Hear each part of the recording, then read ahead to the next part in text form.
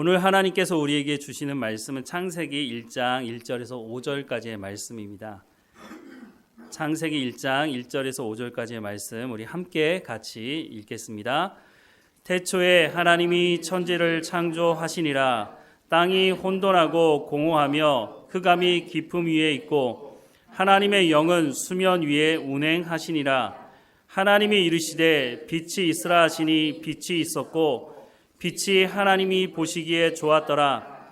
하나님이 빛과 어둠을 나누사 하나님이 빛을 낮이라 부르시고 어둠을 밤이라 부르시니라. 저녁이 되고 아침이 되니 이는 첫째 날이니라. 아멘. 성경을 처음에 딱 피면 창세기가 나옵니다. 그래서 창세기가 성경에 가장 먼저 있으니까 사람들 생각에 성경 중에 가장 먼저 기록된 게 창세기겠구나라고 생각을 하시는 분들이 있는데 사실은 그렇지는 않습니다. 창세기, 출애굽기, 레위기, 민수기, 신명기를 모세오경이라고 말합니다. 왜냐하면 모세가 기록을 했다고 해서 모세오경이라고 말을 합니다. 그런데 이 모세오경 중에 가장 먼저 쓰여진 책은 창세기가 아니고 사실은 레위기입니다.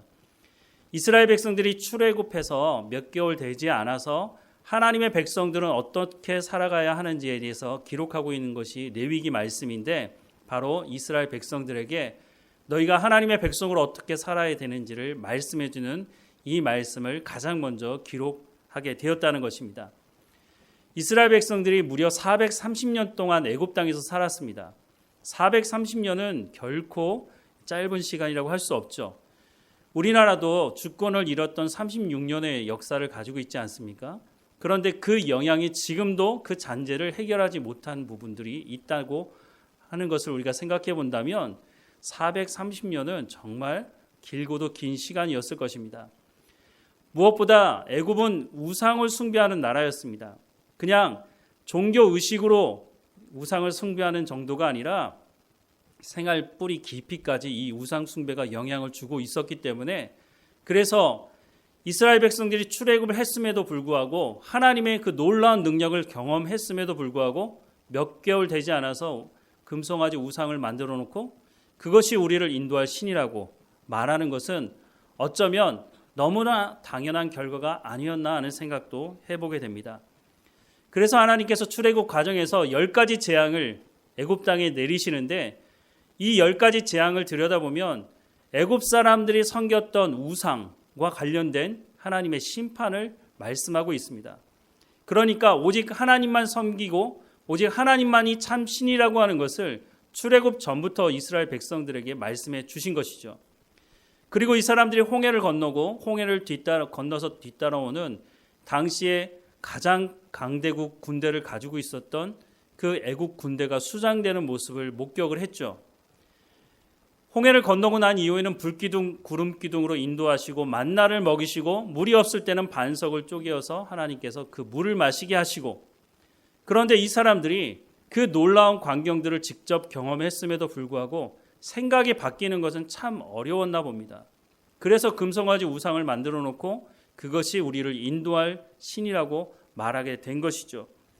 그래서 하나님께서 이 사람들이 가지고 있는 이 생각 자체를 바꾸지 않는다면 계속해서 우상의 문제에서 벗어날 수 없다는 것을 아신 하나님께서 근본적으로 애굽에서 지켰던 법과 규범과 문화 이 모든 습관들을 바꾸기 위해서 그래서 레위기의 말씀을 해 주신 것입니다.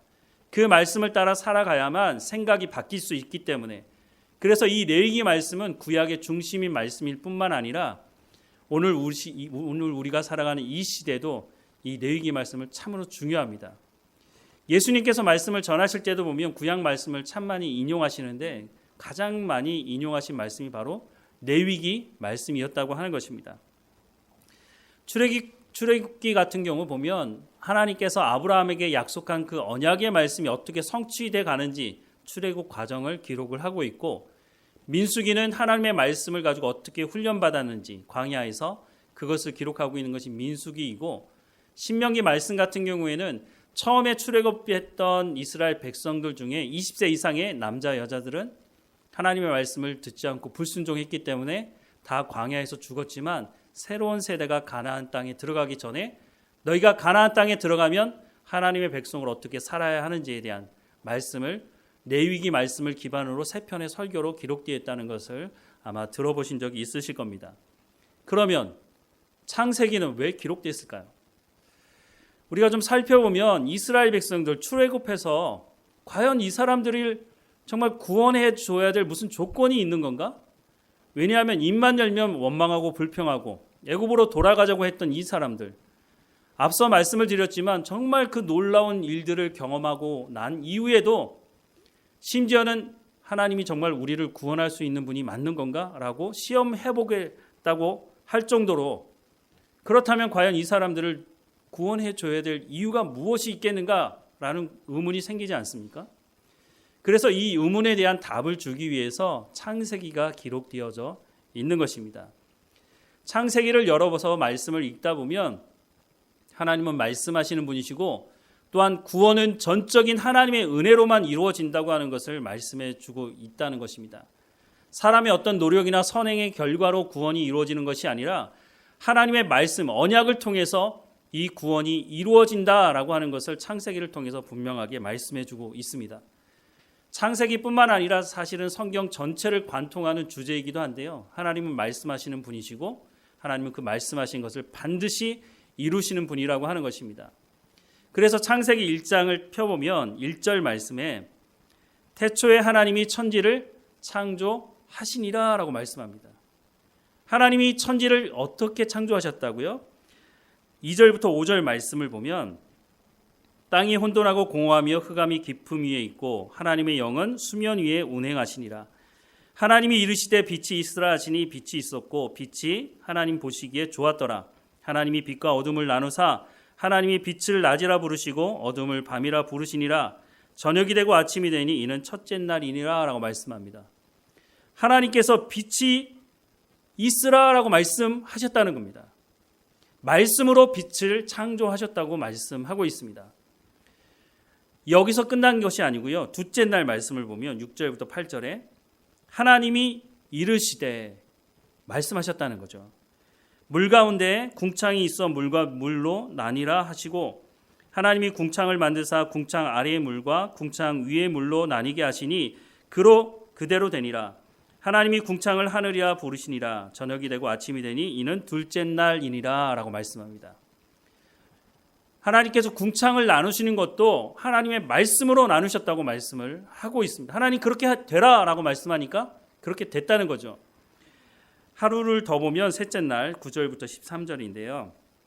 하나님이 이르시되 천하의 물이 한 곳으로 모이고 묻이 드러나라 하시니 그대로 되니라. 하나님이 묻을 땅이라 부르시고 모인 물을 바다라 부르시니 하나님이 보시기에 좋았더라. 하나님이 이르시되 땅은 풀과 씨 맺는 채소와 각기 종류대로 그 씨 가진 열매를 맺는 나무를 내라 하시니 그대로 되어 땅이 풀과 각기 종류대로 씨 맺는 채소와 각기 종류대로 씨 가진 열매를 맺는 나무를 내니 하나님이 보시기에 좋았더라. 저녁이 되고 아침이 되니 이는 셋째 날이니라. 9절 말씀에 뭐라고 되어 있다고요? 하나님이 이르시되 천하의 물이 한 곳으로 모이고 묻이 드러나라 하시니 그대로 됐다고 말씀을 하고 있습니다. 하나님이 이르시되 하나님 말씀하셨다는 거죠. 하나님이 말씀하시니까 천하의 물이 한 곳에 모이고 묻이 드러나게 되었다라고 성경은 말씀해 주고 있습니다. 하나님이 천지를 창조하실 때 하나님의 말씀으로 창조하셨다라고 하는 것, 하나님의 말씀의 권위가 얼마나 위대한 것인지를 분명하게 보여주고 있는 거죠. 세상에 어떤 권위를 가지고 있는 사람도 이렇게는 할 수가 없다는 것입니다. 하나님만이 이것을 가능하게 하신다고 말씀합니다. 물론 사람들에게도 그 말에 권위가 있습니다.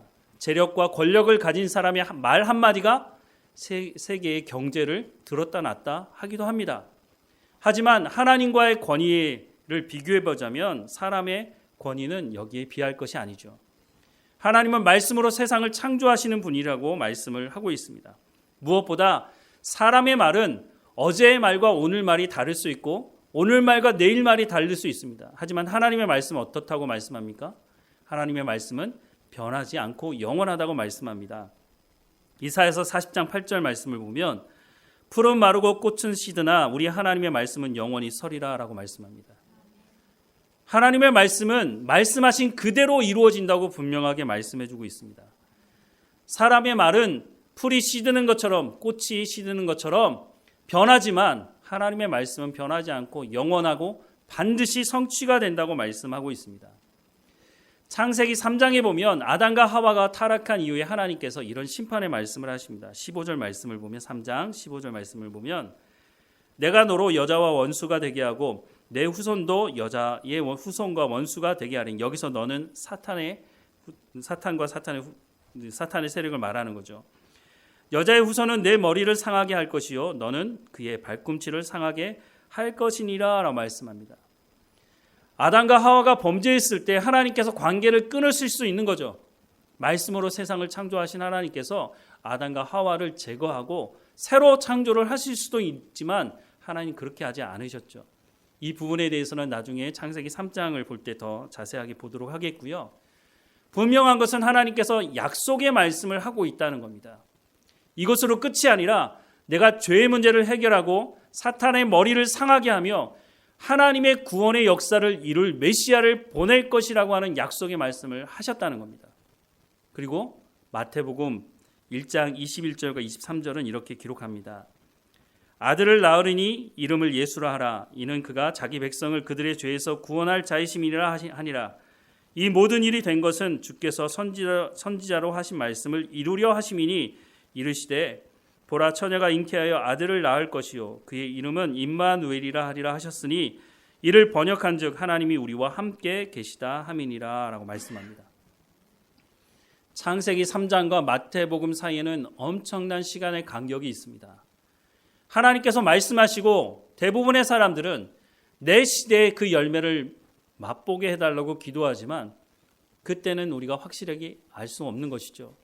하지만 분명한 것은 하나님께서 창세기 3장에 약속하신 그 약속의 말씀이 시간이 흘렀지만 마태복음 1장에서는 그 하나님의 말씀이 성취가 되었다고 분명히 말씀하고 있다는 것입니다. 그래서 하나님의 말씀엔 권위가 있는 것입니다. 하나님은 말씀하신 것을 반드시 이루시기 때문에 그 권위를 우리가 인정할 수밖에 없는 것입니다. 그런데 이스라엘 백성들은 출애굽한 이후에 하나님의 이 말씀의 권위를 무시하고 살았다는 겁니다. 이 사람들이 광야에 나와서 그 놀라운 은혜를 경험했음에도 불구하고 왜 하나님의 그 말씀이 성취되는 그 현장 속에서 하나님의 말씀의 권위를 무시하고 살았느냐? 그것은 탐욕 때문이었습니다. 하나님께서 먹이시고 입히시고 인도하심에도 불구하고 이것으로는 부족하다는 거죠. 그래서 이 사람들이 말했던 게 뭡니까? 야, 우리가 애굽에 있을 때는 채소도 먹고 과일도 먹고 고기도 먹었는데 이게 뭐냐? 이렇게 불평하기 시작했죠. 광야에서 굶주려서 죽은 사람이 없습니다. 목이 말라 죽은 사람 없지만 이 사람들은 더 달라는 것이죠. 가나안 땅에 들어가서도 땅도 갖고 집도 가졌지만 또 그 땅에 농산물을 수확해서 많은 것을 쌓아두고 풍요를 누렸지만 더 달라는 겁니다. 그러다 보니 하나님께서 말씀하신 말씀의 권위를 무시하고 자기가 우상을 만들어 섬기기 시작한 것이죠. 오늘 우리는 이 이스라엘 백성들을 보면서 손가락질 할 때가 참 많습니다. 참 뭐라고 해야 될지 모르겠지만 하나님의 은혜를 그렇게 경험하고도 야, 이렇게 할 수 있나? 라고 생각을 하지만 과연 우리는 그 사람들을 향해서 손가락질 할 자격이 있는지를 우리 스스로 아마 살펴봐야 하리라 생각이 듭니다. 하나님 말씀의 권위를 우리가 인정한다고 하는 것은 하나님의 주권을 인정하는 것입니다. 하나님께서 우리를 다스린다고 하는 것을 인정하는 거죠. 그래서 우리가 세례를 받고 예수 그리스도를 영접할 때 이런 고백을 하지 않습니까? 갈라디아서 2장 20절 말씀인데요. 우리 같이 읽어보겠습니다. 내가 그리스도와 함께 십자가에 못 박혀나니 그런즉 이제는 내가 사는 것이 아니요 오직 내가 내 안에 그리스도께서 사시는 것이라. 이제 내가 육체 가운데 사는 것은 나를 사랑하사 나를 위하여 자기 자신을 버리신 하나님의 아들을 믿는 믿음 안에서 사는 것이라. 예수 그리스도를 영접한 사람들이 하는 고백입니다. 내가 십자가에 예수 그리스도와 함께 못 박혔으니 이제는 내가 주인이 아니고 예수 그리스도가 내 안에 주인이 되시니 내가 그 말씀을 듣고 순종하는 삶을 살아가겠다고 하는 고백 아닙니까? 바로 이 고백을 하고 삶을 살아가는 것이 하나님의 주권을 인정하는 것이고 하나님의 말씀의 권위를 인정하는 삶을 살아가는 것입니다. 그런데 입으로는 이 고백을 하는데 정말 우리의 삶의 현장에서 이와 같은 고백의 삶의 열매를 맺어가고 있느냐 하는 것이죠. 대표적인 것이 시간에 관련된 부분인데요. 우리가 창세기 말씀을 오늘 읽었지만 하나님께서 빛을 창조하실 때 빛을 낮이라 칭하시고 어둠을 밤이라 칭하시면서 시간을 창조하셨죠.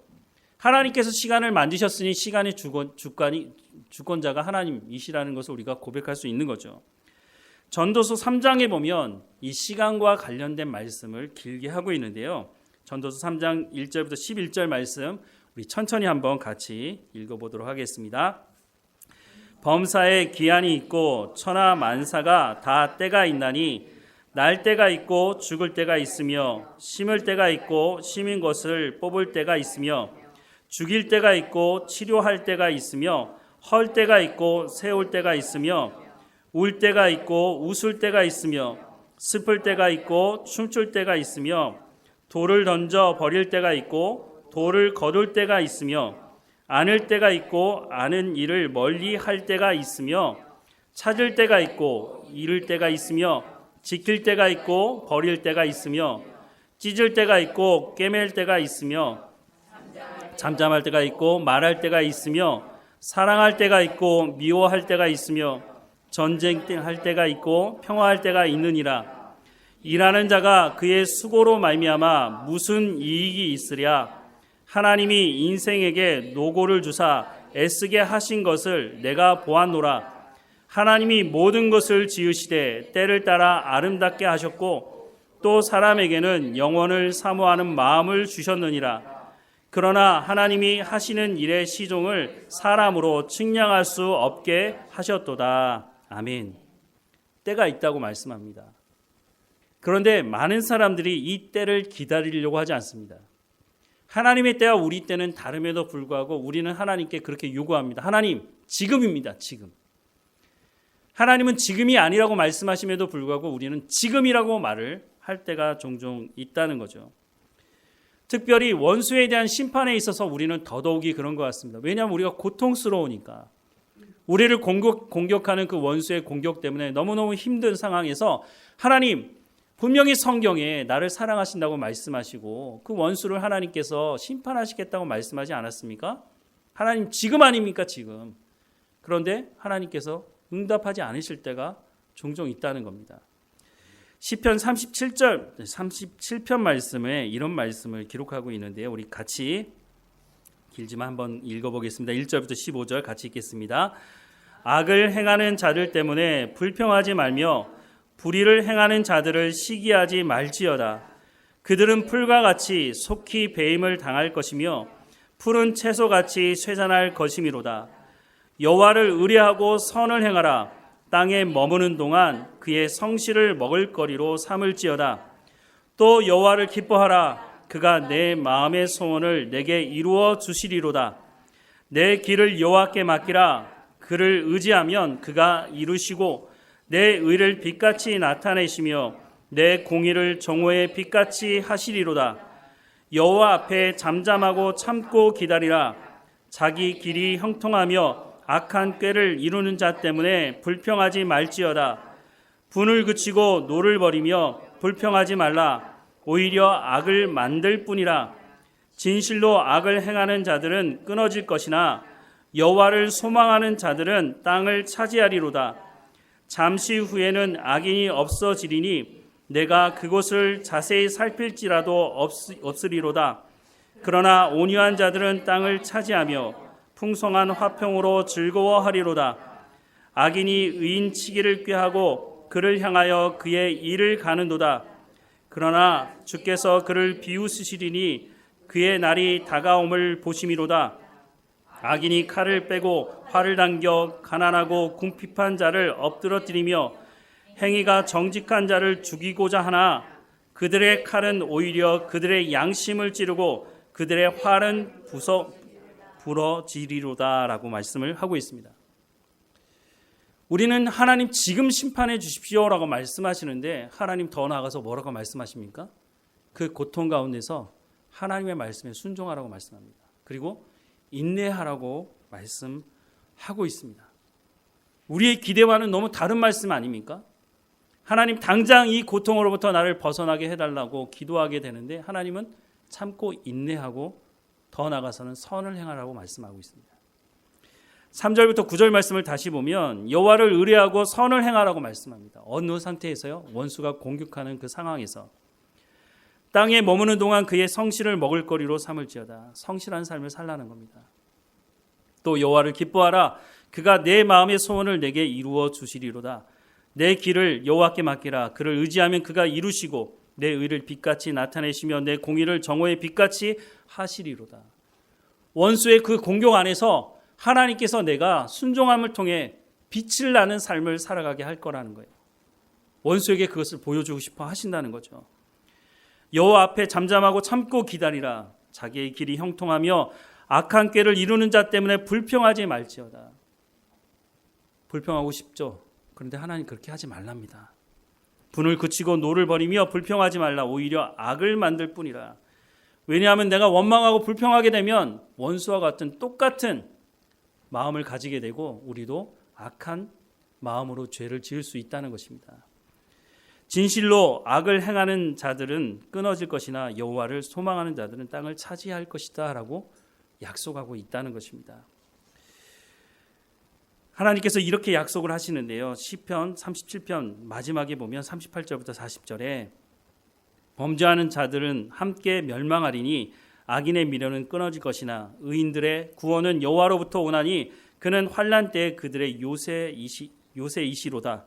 여호와께서 그들을 도와 건지시되 악인들에게서 건져 구원하심은 그를 의지한 까닭이로다 라고 말씀합니다. 하나님을 온전히 의지하고 그 고통 속에서 인내함으로 하나님 말씀에 순종하는 삶을 살라. 그러면 너희가 성장하게 될 거라는 겁니다. 여기서 끝나지 않습니다. 우리의 삶에 또 하나님의 주권, 하나님의 말씀의 권위를 인정하기 쉽지 않은 것 하나 가지가 있는데 그것은 재물에 관련된 것입니다. 자본주의 사회 시대를 살아가는 우리가 이 재물에 대해서 훈련받는 것이 참 쉽지 않습니다. 그래서 예수님은 이런 말씀을 하고 계시는데요. 마태복음 6장 19절에서 34절 우리 같이 천천히 한번 읽어보겠습니다. 너희를 위하여 보물을 땅에 쌓아두지 말라. 거기는 좀과 동록이 해하며 도둑이 구멍을 뚫고 도둑질하느니라. 오직 너희를 위하여 보물을 하늘에 쌓아두라. 거기는 좀이나 동록이 해하지 못하며 도둑이 구멍을 뚫지도 못하고 도둑질도 못하느니라. 내 보물이 있는 그곳에는 내 마음도 있느니라. 눈은 몸의 등불이니 그러므로 내 눈이 성하면 온 몸이 밝을 것이요 눈이 나쁘면 온 몸이 어두울 것이니 그러므로 내게 있는 빛이 어두우면 그 어둠이 얼마나 더하겠느냐. 한 사람이 두 주인을 섬기지 못할 것이니 혹 이를 미워하고 저를 사랑하거나 혹 이를 중히 여기고 저를 경히 여김이라. 너희가 하나님과 재물을 겸하여 섬기지 못하느니라. 그러므로 내가 너희에게 이르노니 목숨을 위하여 무엇을 먹을까 무엇을 마실까 몸을 위하여 무엇을 입을까 염려하지 말라. 목숨이 음식보다 중하지 아니하며 몸이 의복보다 중하지 아니하냐. 공중의 새를 보라. 심지도 않고 거두지도 않고 창고에 모아들이지도 아니하되 너희 하늘 아버지께서 기르시나니 너희는 이것들보다 귀하지 아니하냐. 너희 중에 누가 염려함으로 그 키를 한 자라도 더할 수 있겠느냐. 또 너희가 어찌 의복을 위하여 염려하느냐. 들의 백합화가 어떻게 자라는가 생각하여 보라. 수고도 아니하고 기쌈도 아니하느니라. 그러나 내가 너희에게 말하노니 솔로몬의 모든 영광으로도 입은 것이 이 꽃 하나만 갖지 못하였느니라. 오늘 있다가 내일 아궁이에 던져지는 들풀도 하나님이 이렇게 입히시거든 하물며 너희일까 보냐. 믿음이 작은 자들아. 그러므로 염려하여 이르기를 무엇을 먹을까 무엇을 마실까 무엇을 입을까 하지 말라. 이는 다 이방인들이 구하는 것이라. 너희 하늘 아버지께서 이 모든 것이 너희에게 있어야 할 줄을 아시느니라. 그런즉 너희는 먼저 그의 나라와 그의 의를 구하라. 그리하면 이 모든 것을 너희에게 더하시리라. 그러므로 내일 일을 위하여 염려하지 말라. 내일 일은 내일이 염려할 것이요 한날 괴로움은 그날로 족하니라. 아멘. 예수님도 이 물질에 대해서 우리가 얼마나 쉽게 마음을 내어놓는지를 아시기 때문에 이 말씀을 해주시고 있는 겁니다. 그래서 21절에 보면 내 보물이 있는 그곳에 내 마음도 있다고 말씀을 해주시고 있는 것입니다. 그래서 종교개혁을 했던 마틴 루터는 내 지갑이 회개해야 진정한 회개가 된다라고 말하기도 했습니다. 이 말씀 앞부분에 보면 19절과 20절에 너희를 위하여 보물을 땅에 쌓아두지 말라. 거기는 종과 동록이 해하며 녹이 쓸어서 망가진다는 말이죠. 도둑이 구멍을 뚫고 도둑질하느니라. 오직 너희를 위하여 보물을 하늘에 쌓아두라. 거기는 좀이나 동록이 해하지 못하며 도둑이 구멍을 뚫지도 못하고 도둑질도 못하느니라 라고 말씀합니다. 여러분, 이 말씀을 어떻게 들으셨나요? 이 말씀을 가지고 교회 헌금 많이 하라고 하는 사람이 있습니다. 그런데 예수님께서 그 말씀을 하시는 걸까요? 그 말씀을 하시는 것이 아닙니다. 너는 누구를 주인 삼고 살아가고 있느냐라고 말씀을 하고 있는 겁니다. 예수님은 이 말씀을 하면서 돈의 노예로 살아가지 말라는 것입니다. 하나님의 주권을 인정하고 하나님께서 주신 것이라고 하는 그 감사를 잃어버리지 말고 그것을 가지고 생명을 살리는 데 사용하라고 말씀해 주시고 있는 것입니다. 많은 사람들은 아니야, 나는 돈의 주인이야 라고 말하지만 그 내용을 살펴보면 대부분의 사람들은 돈의 주인이 아니라 돈의 노예로 살아갑니다. 그런데 그 삶을 너무 오래 살다 보니까 노예의 근성이 있어서 자신이 돈의 노예라고 하는 것도 잊어버리고 살아간다는 것입니다. 어떤 사람들은 또 이렇게 말하는 사람들이 있습니다. 돈이 많아야 하나님의 일을 많이 할 수 있어. 물론 틀린 말은 아닐 수 있습니다. 근데 그 뒤에 따라오는 것이 있습니다. 그러니까 메뚜기도 한철이라고 지금 벌어야 돼. 지금 하나님 앞에 예배하지 않고 지금 하나님께 기도하지 않고 지금 하나님의 말씀에 순종하지 않고 지금 돈을 벌기 위해서는 세상 사람들이 하는 것처럼 나도 수단과 방법을 가리지 않고 해야 돼. 사탄이 이걸 잘 사용하죠. 예전이나 지금이나 마찬가지입니다. 사탄이 얘기합니다. 그래, 하나님을 예배해야지. 하나님께 기도해야지. 하나님의 말씀대로 순종해야지. 그런데 오늘 하지 말고 내일 하라는 것입니다. 그러면 내일 되면 사탄이 또 뭐라고 얘기할까요? 내일 하라는 겁니다. 내일은 오지 않습니다. 하나님의 말씀은 지금 하라는 것입니다.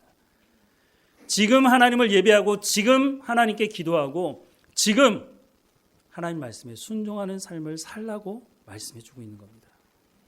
예수님께서 이 마태복음 6장을 통해서 하시는 말씀은 지금 하나님을 예배하고 지금 기도하고 지금 하나님의 주권, 하나님의 말씀의 권위를 인정하고 하나님 말씀에 순종하는 삶을 살라고 말씀하는 겁니다.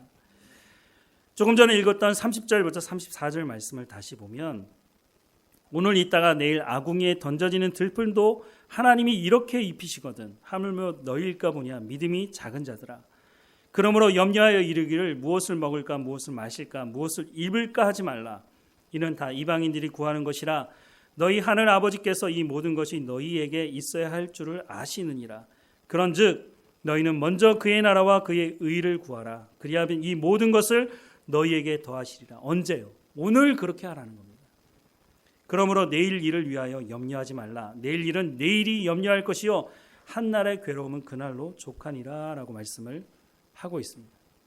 지금 하나님의 말씀의 권위를 인정하고 하나님의 주권을 인정하라고 말씀합니다. 사랑하는 여러분, 하나님께서 오늘 우리에게 하시는 말씀은 이 하나님의 말씀의 권위를 너희가 경험했다면 그 주권을 인정하고 하나님 말씀에 순종하는 그것이 우리의 삶의 모든 분야에 오늘 시간과 재물에 대해서만 말씀을 드렸지만 모든 분야에 하나님의 말씀의 그 권위를 인정하고 주권을 인정하고 하나님 말씀을 듣고 순종하는 삶을 살아야 한다고 말씀하는 겁니다. 예수님께서 이 땅에 오셨을 때 왜 오셨는지 이렇게 말씀하셨습니다. 요한복음 10장 10절과 11절에 보면 도둑이 오는 것은 도둑질하고 죽이고 멸망시키려는 것뿐이요 내가 온 것은 양으로 생명을 얻게 하고 더 풍성히 얻게 하려는 것이라. 나는 선한 목자라. 선한 목자는 양들을 위하여 목숨을 버린다라고 말씀을 하고 있고 예수님은 그 말씀하신 대로 자신의 생명을 내어 놓으셨죠. 하나님의 말씀이 때로는 예리한 칼과 같아서 우리의 아픈 부분을 도려내는 말씀이기도 합니다. 대부분의 사람들은 하나님 말씀을 들을 때 위로받고 칭찬하고 듣기 좋은 말만 듣고 싶어 하지만 하나님의 말씀, 물론 그런 말씀이 있죠.